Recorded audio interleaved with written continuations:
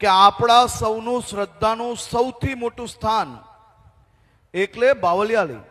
જન્માષ્ટમીની ખૂબ ખૂબ શુભકામનાઓ આપવા આવ્યો છું. મારા વડીલોના સૌના આશીર્વાદ લેવા આવ્યો છું. કાલિયા ઠાકરના ચરણોમાં વંદન કરીને એક જ પ્રાર્થના કરી છે કે ગુજરાતમાં ચારેય દિશાઓમાં કોઈ બી જાત પાત નાથ જોયા વગર ગુનેગારોને એક પછી એક સાફ કરવાની શક્તિ કાલિયા ઠાકરના ચરણોમાં વંદન કરીને મેળવી છે. અને હું હંમેશા કહું છું કે કાયદામાં રહેશે, સૌ લોકો ફાયદામાં રહેશે અને આપણે સૌ લોકો સાથે મળીને આ પરિચય, કાયદાનો પરિચય હજી વધુ મજબૂતાઈથી ગુજરાતના ગામે ગામ સુધી પહોંચાડવાનો સંકલ્પ લેવા માટે આજે હું અહીંયા આવ્યો છું.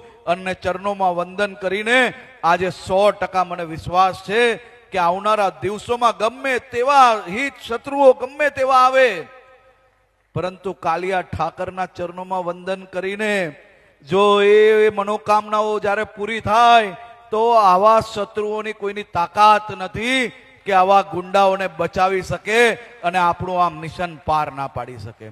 તો આપ સૌ લોકોને ફરી એકવાર જન્માષ્ટમીની ખૂબ ખૂબ શુભકામનાઓ.